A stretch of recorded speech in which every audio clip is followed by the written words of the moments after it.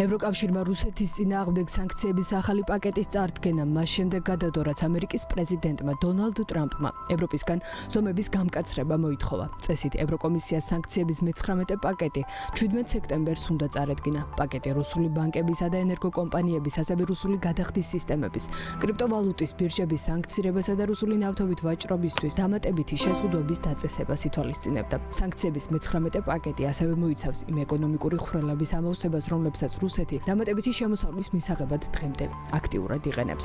ირკვევა, რომ აქამდე ევროპულ სადაზღვევო კომპანიებს ჰქონდათ უფლება რუსული როსნეფტის მიერ წარმოებული ნავთობის გადაზიდვები დაეწყვიათ. ამასთან, ახალი შეზღუდვების ფარგლებში ევროკავშირში დამზადებული ტექნოლოგიური პროდუქტების შესყიდვის მსურველ ყველა უცხოურ კომპანიას მოუწევს წარადგინოს კონკრეტულად სად აღმოჩნდება გაყიდული პროდუქცია. როგორც ცნობილია, აქამდე ევროპულ ტექნოლოგიურ პროდუქტებს არაერთი მესამე ქვეყანა ყიდულობდა და შემდეგ პირდაპირ რუსეთის ბაზარზე ყიდდა. ეს კი რუსეთის არმიას სამხედრო წარმოებისთვის აუცილებელი ტექნოლოგიური კომპონენტების მიღების საშუალებას აძლევდა. ახლა ისევ სანქციების პაკეტს დავუბრუნდეთ და მისი გადადების მიზეზი განვმარტოთ. ბლუმბერგი გვაუწყებს, რომ სიტუაცია განსაკუთრებით გასული კვირის მიწურულს გართულდა, როცა ტრამპმა ევროკავშირს მოსთხოვა, რომ რუსული ნავთობის მთავარ იმპორტიორებს ინდოეთსა და ჩინეთს 100%-იანი ტარიფები დაუწესონ და რუსეთისგან საწვავის ყიდვა შეწყვიტონ. ეს საკმაოდ რთული საკითხებია ევროპისთვის, რადგან ჩინეთი მნიშვნელოვანი სავაჭრო პარტნიორია, ხოლო რუსულ ნავთობს ზოგიერთი ქვეყანა, მათ შორის სლოვაკეთი და უნგრეთი კვლავ მოიხმარენ.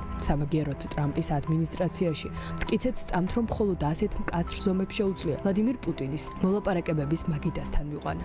უფრო მეტიც, ტრამპის სიტყვებს ვერ რომ დავიყრდნოთ, თავად რუსეთის წინააღმდეგ მნიშვნელოვანი სანქციების დაწესებისთვის სრულ მზადყოფნაშია, თუკი ევროპული ქვეყნები ამ პირობებს შეასრულებენ.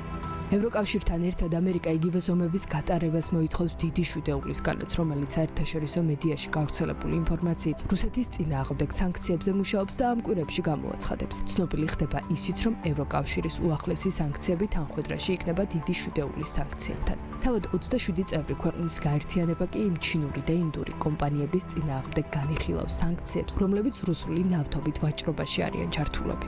რუსეთსა და ინდოეთში ნავთობის ექსპორტი სანქცირებული რუსეთისთვის კრიტიკულად მნიშვნელოვანია, რადგან კრემლის შემოსავლის ერთ-ერთი ძირითადი წყარო ენერგორესურსებია, რომლითაც შემდეგ უკრაინაში ომს აფინანსებს. ამის პარალელურად ცნობილი ხდება ისიც, რომ ბრიუსელი მუშაობს ახალ მექანიზმზე, რომლის ფარგლებშიც ევროკავშირის ქვეყნებში გაყენული რუსული აქტივების დიდი ნაწილი უკრაინის საბიუჯეტო დახმარებას და შეიარაღების შესყიდვას მოხმარდება. აქამდე ევროკავშირი უკრაინას გაყენულ აქტივებზე დარიცხული საპროცენტო სარგებლით ეხმარებოდა. ჯამურად საუბარია 170 მილიარდ ევროზე, რომელიც უკვე ფინანსურ ნაშთად კლასიფიცირდება. რუსული აქტივების კონფისკაციის საკითხი განსაკუთრებით აქტუალურია იმ ფონზე, რომ კრემლის უცვლელი მაქსიმალისტური მოთხოვნების გათვალისწინებით საომარი მოქმედებების სწრაფად შეწყვეტა ნაკლებად სავარაუდოა.